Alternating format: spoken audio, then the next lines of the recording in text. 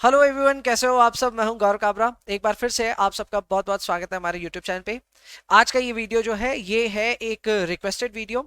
कई सारे recently enrolled students ने मुझसे कहा कि सर एक स्टडी सीक्वेंस वीडियो बनाइए जिसमें आप ये समझाइए कि कौन से सब्जेक्ट के बाद कौन से सब्जेक्ट को प्रिपेयर करना चाहिए and what is the logical reasoning behind the decisions made and ढंग से पूरे करिकुलम को समझाइए कि करिकुलम में क्या है, कैसे हम लोगों को तैयार करना है, कितने टाइम में प्रिपेयर करना है। उन सारी चीजों को टच करते हुए एक अच्छा स्टडी सीक्वेंस वीडियो बनाइए। इस तरह का वीडियो पहले भी बना हुआ है, हम लोग उसे एक इंट्रो वीडियो कहते थे और वो हमेशा ऑब्वियसली एनरोल्ड बैच में सबको मिलता है। But this time I thought कि चलो एक ऐसा वीडियो बनाया जाए जो कि not just for our enrolled students बल्कि हर किसी के लिए यूट्यूब के जरिए पहुंच जाए और सबको अपने प्रिपरेशन के लिए एक प्रॉपर गाइडेंस के तौर पे ये स्टडी सीक्वेंस देखने को मिले। तो yes, this video is for everybody and obviously जितने भी एनरोल्ड स्टूडेंट्स हैं उनके लिए तो ऑब्वियसली इंपॉर्टेंट है, खास करके अगर एग्जामिनेशन आपका नवंबर 24 फरवरी 25 या फिर ऑनवर्ड्स है तो फिर कैसे आपको प्रिपेयर करना है, क्या करना है, उन सारी चीजों पे ये जानकारी मैं देने जा रहा हूं। It is going to be an important video and आपको इस वीडियो को डेफिनेटली, इस लिंक को कम से कम कहीं ना कहीं शेयर कर लेना चाहिए, किसी ना किसी जगह सेव कर लेना चाहिए, because you will definitely come back to this video to again revisit your plan. तो देख लीजिएगा कैसे क्या करोगे। शुरुआत करते हैं अपने विद दिस वीडियो। सबसे पहले आप देख सकते हैं मैं लेवल 1 के लिए ना आपको स्टडी सीक्वेंस यहाँ पे शेयर कर रहा हूँ। वेल, स्टडी सीक्वेंस शेयर करते वक्त मैं एक दो बातों को क्लैरिटी के साथ समझा देना चाहता हूँ आपको कि ये स्टडी सीक्वेंस ना जरूर मैं बना रहा हूँ विद एन ऑब्जेक्टिव, जिससे मैं अपने हिसाब से एक बहुत अच्छी तैयारी करवा सकता हूँ आपको, लेकिन ये हर किसी के लिए नहीं होगा। Some people might find this a little different from what they had thought initially. अपने प्रिपरेशन प्लान में अगर आपको थोड़ा बहुत एडजस्टमेंट करना पड़ रहा है, स्टडी प्लान को थोड़ा बहुत इधर उधर भी करना पड़ रहा है, तो कर सकते हो आप। So basically it is a flexible plan और इसमें जो भी सीक्वेंस मैं बता रहा हूं आपको ऐसा नहीं एकदम हार्ड रूल समझ करके उसको फॉलो करना ही है, पत्थर की लकीर मारना है, एकदम भी ऐसा नहीं है। आप अपने हिसाब से प्रिपरेशन कर सकते हो। बट ये स्टडी सीक्वेंस को बनाते वक्त मैंने 4 बेसिक बातों का बहुत ज्यादा ध्यान दिया है। पहली बात यह है कि कोहेरेंस मेरे लिए बहुत ज्यादा इंपॉर्टेंट है और आपके लिए भी होगा। कोहेरेंस का मतलब ये हो गया कि there should be a logical bridging between what you have studied and what you are going to study. ऐसा कभी नहीं हो सकता कि आप डेरिवेटिव्स पहले प्रिपेयर करो और क्वांट्स को बाद में प्रिपेयर करो। इट्स वेरी लॉजिकल, क्योंकि क्वांट्स में कई सारी ऐसे एरियाज हैं जो बेसिक्स टच करते हैं और वो डेरिवेटिव्स में आगे जाकर के आपको देखने को मिलते हैं, वेदर इट बी प्राइसिंग और valuation of forward and future contracts और इवन इट बी ऑप्शंस। हर जगह टाइम वैल्यू ऑफ मनी का तो रूल आएगा ही आएगा। तो ऐसे में बिना क्वांट्स को पढ़े आप नहीं पढ़ सकते derivatives. So it is a, I would say, a logical reasoning जिसको आपको समझना पड़ेगा एंड इस लॉजिकल चीज को आपको इंक्लूड करना पड़ेगा अपने सीक्वेंस में। और ये इंक्लूजन करने के लिए कोहेरेंस का ध्यान देना पड़ेगा, which I believe is the first important task that you need to manage. Number 2 is boredom is unbearably boring. इसका मतलब यह है कि कोई भी देखो लंबे समय तक कोई एक पर्टिकुलर चीज को पढ़ नहीं सकता। So we need to take breaks when we are studying larger subjects. मेरे हिसाब से लार्जर सब्जेक्ट्स की अगर हम बात करें तो क्वांट्स डेफिनेटली लार्ज है, फिक्स इनकम भी लार्ज है एंड इसके अलावा एफएसए भी लार्ज है। तो इन सारे टॉपिक्स को आपको हो सकता है वक्त वक्त में बीच में कहीं ब्रेक करना पड़े, तो वो ब्रेक करना भी जरूरी है, उसके बारे में मैं कवरेज करूंगा। थर्ड पॉइंट है कि please excuse all the excuses. Now this is for those जो हमारे जैसे ना लेजी लोग हैं और जिनको थोड़ा सा भी हार्ड स्टफ आने लगता है ना, तो एक्सक्यूजेस के तौर पे सब्जेक्ट स्किप करके दूसरे सब्जेक्ट में जाने की इच्छा करती है। भाई आपके लिए एक बैलेंस बनाया जा रहा है, क्योंकि मैं एक तरफ आपको फ्लेक्सिबिलिटी दे रहा हूं कि आपको बोर भी नहीं होना है, तो एक तरफ ये भी कह रहा हूं कि भाई आपको खुद को एक्सक्यूजेस भी नहीं देने हैं। तो उसके बारे में भी मैं बात करूंगा। बोल सकते हैं पॉइंट नंबर 2 और पॉइंट नंबर 3 बैलेंसिंग स्टफ है। And fourth is obviously important which is timeliness. पहले टाइमलीनेस पे ही बात कर लेते हैं। वेल, टाइमलीनेस को लेकर के ना बहुत सारे मेरे ऑब्जर्वेशंस हैं। इसमें सबसे पहले ये डिसाइड करना पड़ेगा आपको कि आप किस तरह से अपने एग्जाम के लिए प्रिपेयर कर रहे हो। अगर आप सेल्फ प्रिपेयर कर रहे हो, देखिए मैं सारी चीजों का रीजनिंग भी आपको दे रहा हूं। अगर आप सेल्फ प्रिपेयर कर रहे हो तो मैं आपको बता दूं कि CFA इंस्टीट्यूट कहता है कि 300 आवर्स अगर आप स्टडी कर रहे हो तो आपकी प्रिपरेशन हो जाएगी। I am of the belief ये नहीं होने वाला है। आपको 300 घंटे नहीं बल्कि 400 घंटे तक का समय लग सकता है। तो अगर आप सेल्फ प्रिपेयर कर रहे हो तो 400 hours of preparation would be required at minimum. जी, ये मैं मिनिमम बोल रहा हूं, मैक्सिमम कहीं तक भी जा सकता है, बट मिनिमम आपको 400 घंटे तो पढ़ना पड़ेगा। इन माई ओपिनियन कोई भी इंसान 2 घंटे से ज्यादा की डेली एवरेज पे काम नहीं कर सकता है। तो उस हिसाब से तो आपको 200 डेज का प्रिपरेशन टाइम चाहिए अगर आप सेल्फ प्रिपेयर कर रहे हो तो, which is close to 7 months. तो आपको 7 महीने का टाइम फ्रेम लेकर के चलना पड़ेगा। एंड राइटली सो, इंस्टीट्यूट की भी अगर हम बात करें तो अभी जुलाई में registrations will close for February attempt. तो टेक्निकली इंस्टीट्यूट भी चाहता है कि आप बहुत एडवांस में ना 6-7 महीने पहले ही अपने रजिस्ट्रेशन को भी कंप्लीट कर लो and you start your studies as well. तो ये एकदम क्लियरली मैं कह सकता हूं कि एज ऑफ नाउ जब ये वीडियो मैं अपलोड कर रहा हूं तो वहां पे फेब्रुअरी कैंडिडेट्स अभी भी सेल्फ स्टडी कर सकते हैं, बट अगर आप नवंबर 24 के लिए सेल्फ स्टडी करने जा रहे हो, I would say that's a big no, नहीं हो पाएगा।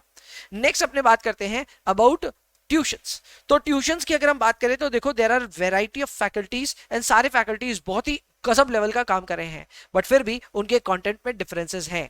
जैसे कि देयर आर फैकल्टीज जो कि 80 आवर्स में अपने पूरे कंटेंट को डिलीवर कर देते हैं, एंड ऊपर में ऐसे भी फैकल्टीज हैं जो 600 आवर्स तक का कंटेंट आपको दे रहे हैं। तो अगेन, कोई भी फैकल्टी को अगर आप फाइनल करते हैं फॉर योर प्रिपरेशन, तो आपको यह समझना पड़ेगा कि क्या आप इतने घंटे तक प्रिपेयर कर सकते हैं या नहीं कर सकते।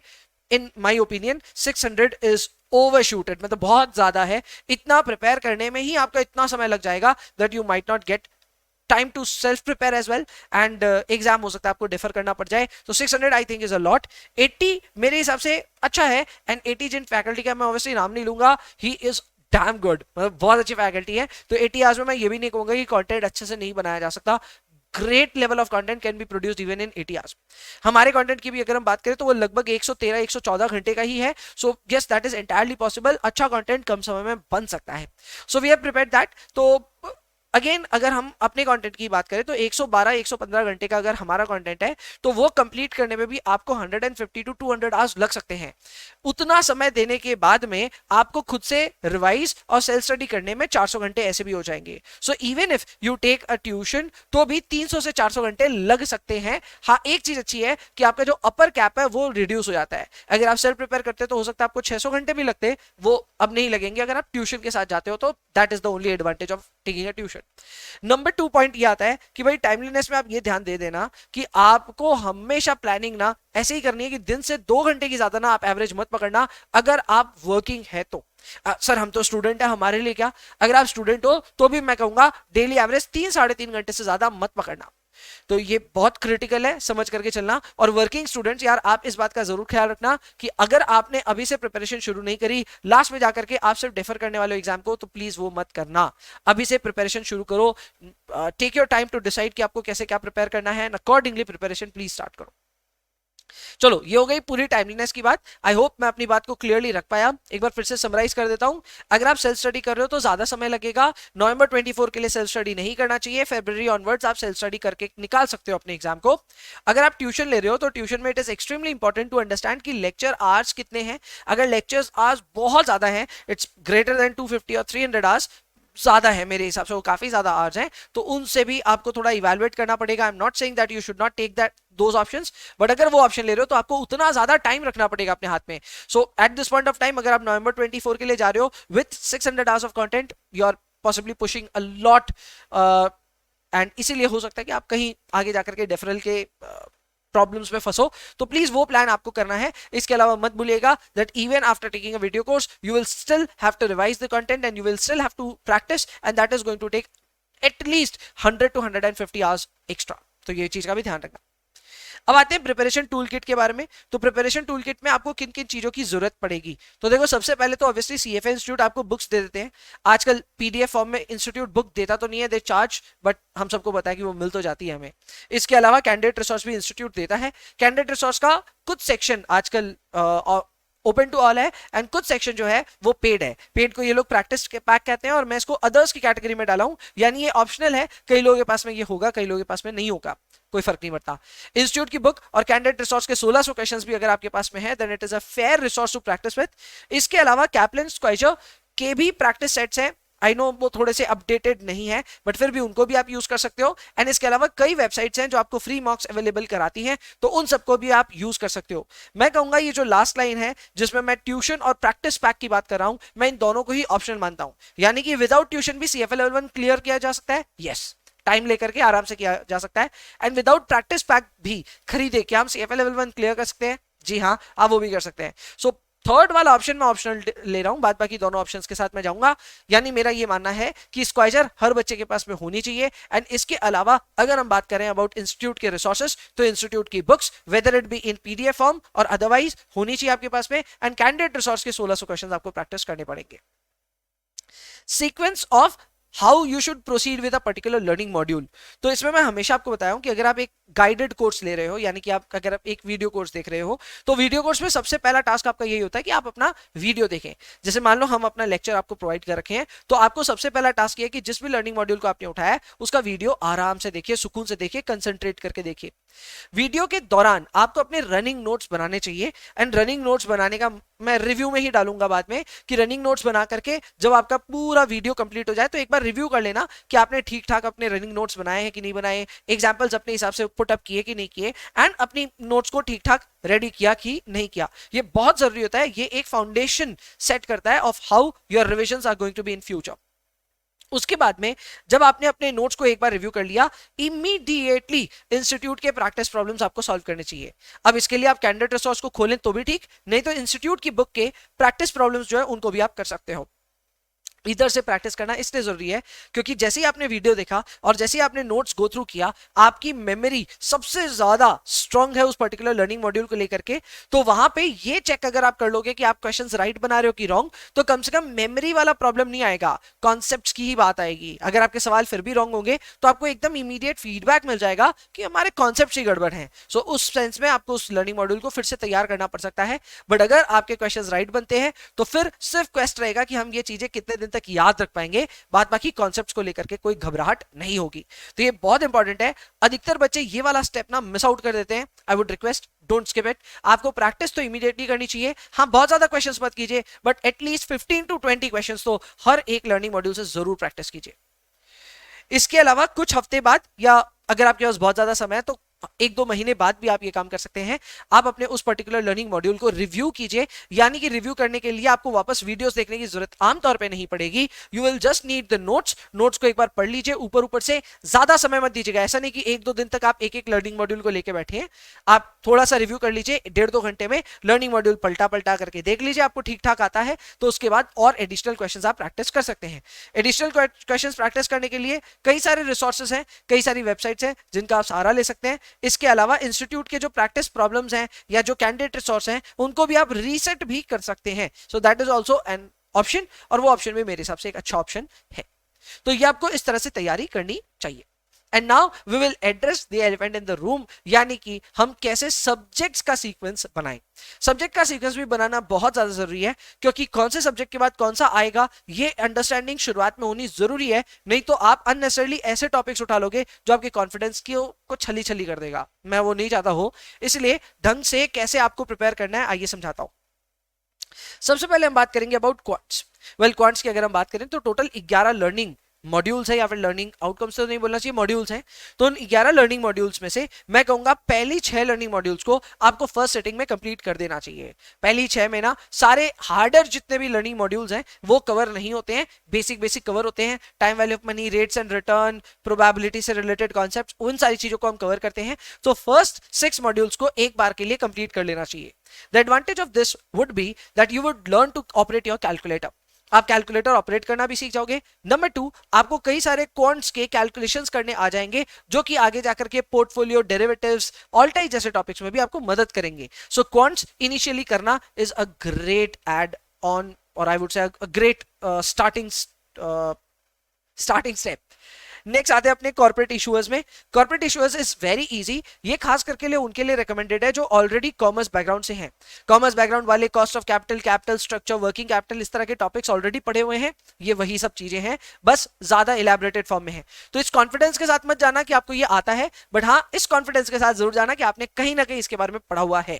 सो कॉर्पोरेट इशूअर्स भी आपका कॉन्फिडेंस बढ़ाने के लिए बहुत मदद करेगा, बट यहाँ पे स्कोर अच्छा आपको लाना है क्योंकि ये फेवरेट टॉपिक है, इसमें गलतियां करनी आप अफोर्ड ही नहीं कर सकते। सो हैविंग डन क्वांट्स की फर्स्ट 6 लर्निंग मॉड्यूल्स, उसके बाद में आप कॉर्पोरेट इशूअर्स को खत्म कर सकते हो। आप पूरा का पूरा सारी की सारी लर्निंग मॉड्यूल्स को एक बार में कंप्लीट कर सकते हो। नेक्स्ट आते हैं equity investments. Equity is a बच्चा टॉपिक। बच्चा इसलिए बोलता हूं क्योंकि यार हम स्टॉक मार्केट के बारे में ऐसे भी आमतौर पे जानते हैं और क्यूरियोसिटी भी रहती है। सो ऐसे में इक्विटी को उठा करके कंप्लीट करना is a great I would से आइडिया। एंड हाँ, यहाँ पे एक चीज है, आप थोड़े से चमकोगे इधर इस बात पे कि इक्विटी में ना आप जितना सोचो उतना प्रैक्टिकल नहीं मिलेगा। इनफैक्ट इनिशियली तो थ्योरी बहुत ज्यादा होगा, सो वो हो सकता है आपके लिए थोड़ा सा ना ओवरवेलमिंग फील कराए आपको। लेकिन हाँ, थ्योरी प्लस प्रैक्टिकल मिला करके इक्विटी एक अच्छा एरिया है जिसको आपको कवर कर लेना चाहिए right after doing corporate issuers. तो मैं इक्विटी को भी रिकमेंड करूंगा कि आप यहां कर सकते हैं। मैं फिर से रिमाइंडर आपको दे रहा हूं कि इनमें एक दो सब्जेक्ट को ऊपर नीचे अगर आप करना चाहते हैं तो आप कर सकते हैं। अगर आप इसे पूरा भी रिवैम्प करना चाहते हैं सीक्वेंस को तो भी आप कर सकते हैं, but you should be mindful of your own abilities. Next we jump on to derivatives. Derivatives वो एरिया है जिसको अगर आपने क्वांट्स कर लिया तो अब आप इसको कंप्लीट कर सकते हैं। डेरिवेटिव्स में 10 लर्निंग मॉड्यूल्स हो चुके हैं आज के दिन पे, एंड हर लर्निंग मॉड्यूल एक पर्टिकुलर एरिया को टच करता है and it's not really large. तो एक छोटा एरिया होगा और उसी के ऊपर डिस्कशन होगा। मेरे हिसाब से तो काफी इंटरेस्टिंग है। हमने अपने वीडियो को उसमें इसको बनाया भी बहुत अच्छा है एंड स्कोरिंग भी बहुत अच्छी आती है, स्टूडेंट्स अच्छा स्कोर करते हैं यहाँ पे। तो मेरे हिसाब से डेरिवेटिव्स को यहाँ पे उठाया जा सकता है, बट रिमेंबर ये थोड़ा टेक्निकल है तो हो सकता है आपको इसमें थोड़ा सा समय देना पड़ जाए। इसके अलावा ऑल्टरनेटिव इन्वेस्टमेंट्स है, यहां पे भी बहुत ज्यादा लर्निंग मॉड्यूल्स आज के डेट पे हो चुकी हैं एंड इजी टॉपिक है, मुश्किल ये एकदम भी नहीं है। You will learn about hedge funds, venture capital, फलाना ढिमकाना, तो वो थोड़ा सा है और हल्का सा प्रैक्टिकल पोर्शन भी है टुवर्ड्स द एंड, हो जाएगा, इजी है and again very very scoring. अब ये सब आप जब कर चुके होंगे ना, अब आप उठाएंगे पोर्टफोलियो जैसा topic. Portfolio is an interesting topic, काफी कुछ है यहाँ पे करने को, एंड मैं कहूंगा having done equity and also corporate issuers and also a bit of derivatives as well, आपके लिए पोर्टफोलियो भी ठीक ठाक लर्निंग मॉड्यूल्स के तौर पे आएगा एंड ये भी आप उठा करके पूरी तरह कंप्लीट कर पाओगे। इसके बाद अब हम एफएसए को उठाएंगे। अब आप खुद ही देखिए, मैं इस चीज को भी कंसिडर कर रहा हूं कि हो सकता है कि आप कॉमर्स बैकग्राउंड के ही हो तो भी एफएसए मैंने 6 नंबर पोजीशन पे डाला है। अगर आप कॉमर्स बैकग्राउंड से नहीं हो, आप एफएसए को और फर्दर डीप पुश कर सकते हो।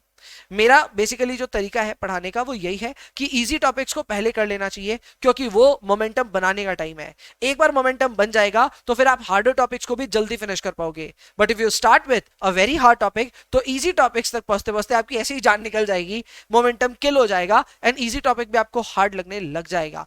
इसलिए मैं कहता हूं इजी टॉपिक पहले करना चाहिए एंड मेरे हिसाब से जितना हमने सीक्वेंस देखा है उसमें पहला हार्ड टॉपिक यही टॉपिक है एफएसए, लेकिन इसको भी हम 2 हाफ्स में बांट रहे हैं।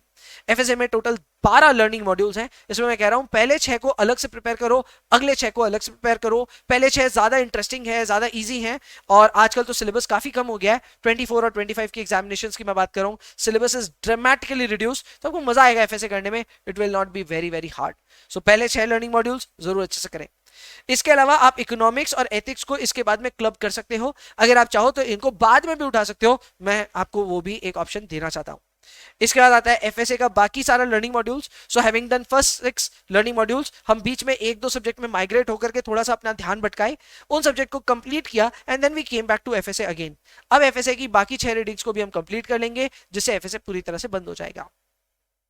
एफएसए के बाद फिक्स्ड इनकम और फिक्स्ड इनकम के बाद में क्वांट्स का बाकी रिमेनिंग लर्निंग मॉड्यूल्स, वो भी आप यहां पे कंप्लीट कर सकते हो और इसी के साथ आपका पूरा का पूरा सिलेबस जो है कंप्लीट हो जाएगा। क्वांट्स याद रखिए आपने शुरुआत किया था विद 6 लर्निंग मॉड्यूल्स और एंड कर रहे हो अगेन विद क्वांट्स और बाकी सारी लर्निंग मॉड्यूल्स में।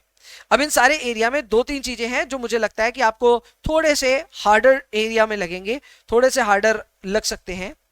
तो वो कौन कौन सी चीजें हैं? उसमें आएगा फिक्स्ड इनकम।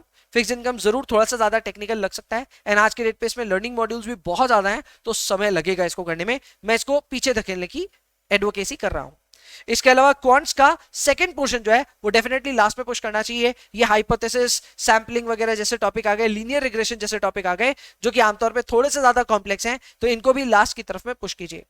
एथिक्स को पहले इसलिए नहीं करना चाहिए क्योंकि एथिक्स पहले करके कोई खास फायदा नहीं है। इनफैक्ट इन्वेस्टमेंट वर्ल्ड के बारे में जितना ज्यादा आप जानोगे, एथिक्स के एग्जाम्पल्स, एथिक्स के जो केस स्टडीज है उनको समझना उतना ज्यादा आसान होता जाएगा। तो एथिक्स को भी मैंने लास्ट की तरफ में पुश किया हुआ है। एंड इसके अलावा ऑब्वियसली एफएसए जैसे टॉपिक तो देखो होते ही रहेंगे, तो ये भी टुवर्ड्स द एंड ही है। So we have started off with major areas which belong in set 2. set 2 की ज्यादातर चीजें यहाँ पे और उनको हम एक एक करके कंप्लीट करके या मोमेंटम हासिल करेंगे और मोमेंटम के बाद हार्डर टॉपिक्स को एक एक करके कंप्लीट करेंगे। Now coming to again to our timeliness वाला टॉपिक। तो भाई टाइमलीनेस तो मेरा यही कहना है कि पूरे के पूरे कोर्स को, अगर आपका एग्जामिनेशन मान लो नवंबर 24 में है, ठीक है, मैं एक बार के लिए एग्जांपल ले रहा हूं, तो October 24 should be reserved entirely for revision and practice. So your course should end by 30th of September. आपका पूरा course including everything that you have to read for the first time of your own as well, सिर्फ video वर्स नहीं देखना है, खुद से भी एक बार पढ़ लेना है। ये सब 30th सितंबर तक आपको मैनेज करना होगा। नाउ फॉर दोस्त वो हैव एग्जामिनेशंस इन नवंबर और वो बोल रहे हैं ये तो हम कर ही नहीं पाएंगे सितंबर तक, तो यही तो फर्स्ट आपका इंडिकेशन है कि आपने एग्जामिनेशन कुछ ज्यादा जल्दी प्लान किया है। और अगर आप अपने ऑफिस को अभी भी प्रायोरिटाइज करेंगे तो 30th सितंबर बहुत तेजी से आ जाएगा एंड आप अपने कोर्स को ढंग से तैयार नहीं कर पाओगे। So please please please CFA level 1 के एग्जाम को आप थोड़ा सा प्रायोरिटाइज कीजिए। एंड इसके अलावा जिनका एग्जामिनेशन February 25 में है, आपके पास थोड़ा सा और समय है, so obviously you can go ahead and धीरे धीरे अभी भी सेल्फ स्टडी भी करना चाहते हो तो वो भी पॉसिबल है। तो ये था आपके लिए पूरा का पूरा एक स्टडी सीक्वेंस। आई होप ये काफी हद तक आपकी मदद करेगा। I have not just conveyed my message कि कौन से सब्जेक्ट के बाद कौन सा सब्जेक्ट करना चाहिए और क्यों करना चाहिए, but I have also talked about the logical aspects of that. And मैंने इसके साथ में आपको रिसोर्सेज या फिर टूल किट के बारे में भी बात की है कि आपको किन किन चीजों की जरूरत है, किन चीजों की जरूरत नहीं है। सो आई होप ये मैसेज या ये वीडियो आपके लिए बहुत ही ज्यादा इंफॉर्मेटिव रहा है and with this you will be able to plan your studies for CFA level 1।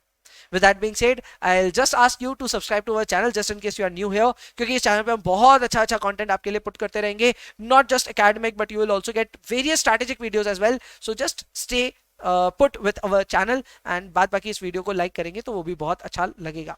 तब तक के लिए bye bye, take care, enjoy yourselves please and please पढ़ाई करते रहिए। बाय।